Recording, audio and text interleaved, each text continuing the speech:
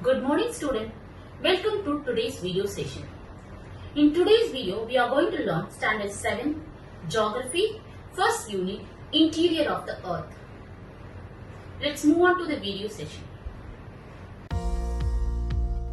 Interior of the Earth. The Earth is a unique planet of the solar family. It is a third planet from the Sun. It is a ball of stone. Since it's a ball, we can call it a sphere.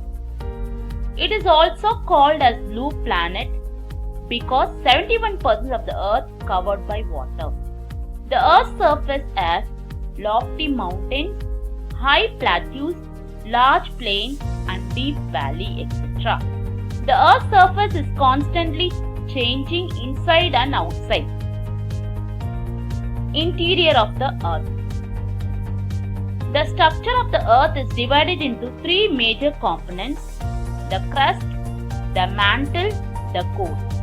Each layer has a unique chemical composition, physical state, and can impact life on Earth's surface. The crust. Earth's crust is a thin shell on the outside of the Earth, ranges between 5 to 30 km, accounting for less than 1% of the Earth's volume.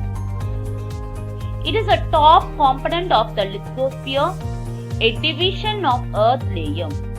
Lithosphere means it's derived from Greek words litho means earth. It is a top component of the lithosphere. Litho is derived from the Greek word litho means earth. Earth's crust is divided into two types: oceanic crust and continental crust. Continental crust mostly granite, average thickness 30 km. It has a main minerals silica and alumina, so it is collectively referred as SiAl. SiAl. It has an average density of 2.7 gram per centimeter cube. Oceanic crust, mostly basalt, average thickness 5 to 8 km, denser than continental crust, comprising mainly of silica and magnesium. It is therefore called SiMa. SiMa. It has an average density of 3 gram centimeter cube. The SiAl and the SiMa together form the Earth's crust, the mantle. The next layer beneath the crust is called the mantle. The mantle is mostly solid bulk of Earth's interior. The mantle lies between Earth's dense, superheated core and its thin outer layer, the crust. The mantle is about 2,900 km thick. It is divided into two parts. The upper mantle with a density of 3.4 to 4.4 gram per centimeter cube extends down to 700 km. The lower mantle having a density of 4.4 to 5.5 gram per centimeter cube extends from 700 to 2,900 km. Next topic, the core. The central or innermost portion of the Earth, laying below the mantle and probably consisting of iron and nickel.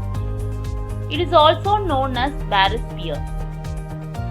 The core is also divided into two parts. The outer core, which is rich in iron, is in liquid state. It extends between 2,900 to 5,150 km.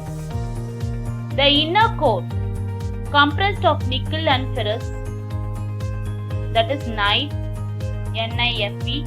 is solid in the state. The central core has a very high temperature and pressure. It extends from 5,150 km to 6,370 km. The average density of the core is 13 gram per centimeter cube. The Earth movement. The lithosphere is broken into several plates known as the lithospheric plate.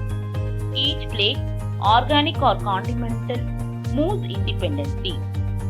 The movement of the Earth's lithospheric plate is termed as tectonic movement. The energy required to move these plates is produced by the internal heat of the Earth. These plates move in different directions at a different speed. When an oceanic plate collides with the continental plate, the denser oceanic plate is forced below the continental plate. As a result of the pressure from above, the rocks heats up and melt and form volcanic mountains. Great mountain ranges like the Himalaya have been formed in this way. The movement of these plates cause changes on the surface of the Earth. The Earth movements are divided based on the forces which cause them. The forces which act in the interior of the Earth are called endogenic forces, and the forces that work on the surface of the Earth, that is outside the Earth, are called exogenic forces. Endogenic forces sometimes produce sudden movements like earthquake, volcanoes, and at the outer time produce slow movement. Earthquake. You all know what is the earthquake. A sudden movement of a portion of the earth's crust which produces a shaking or trembling is known as an earthquake. Earthquake may cause damage to life and property. The point where these vibrations originate, that is where it starts, is called the focus of the earthquake. The point at which the surface directly above the focus is called epicenter of the earthquake. The magnitude of the earthquake is measured by the Richter scale. The number on this scale ranges from 0 to 9. Causes of earthquake. The chief cause of the earthquake is a sudden slipping of the portions of the earth's crust along with fractures or faults. The movement of the molten rocks underneath the surface produce strains that breaks the rocks apart. Another cause of the earthquake is volcanic activity.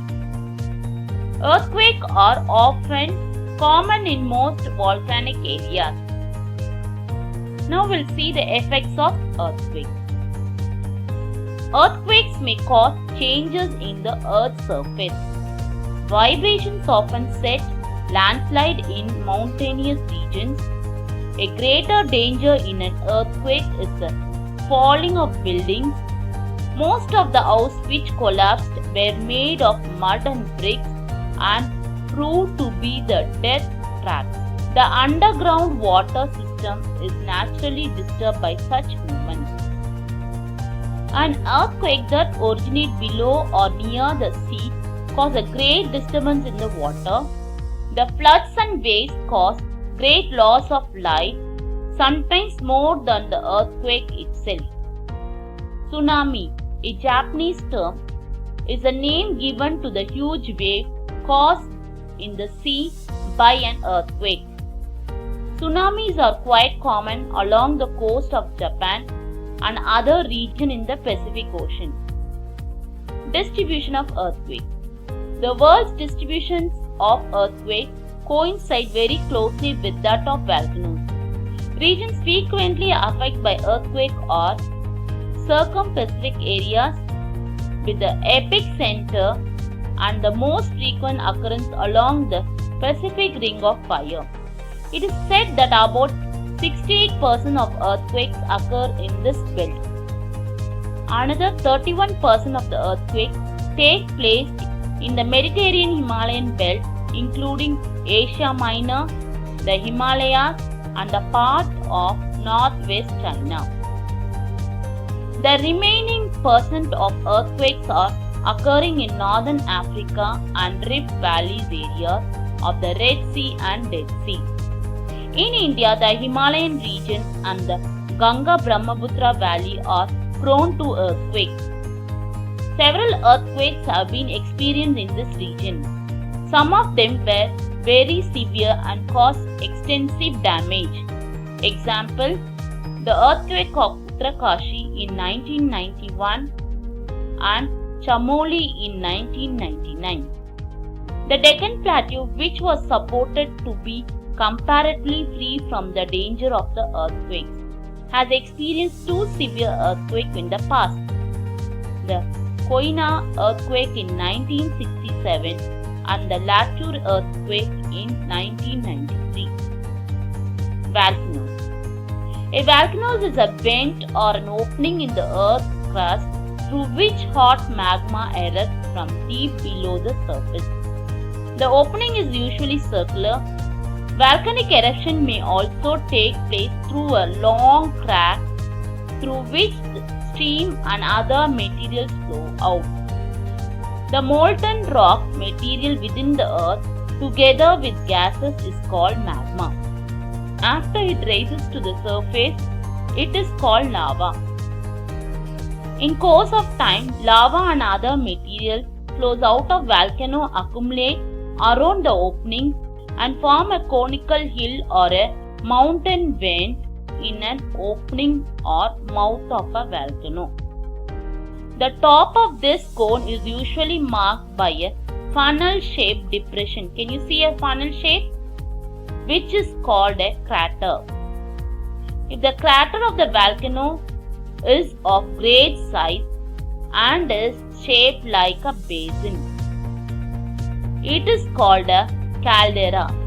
Calderas are caused by explosions that blow away entire tops of great cones.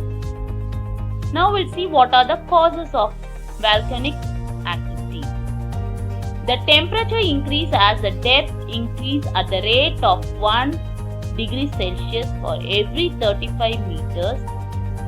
There is also great pressure at the depth of about 15 km. The pressure is around 5 tons per centimeter square of rock.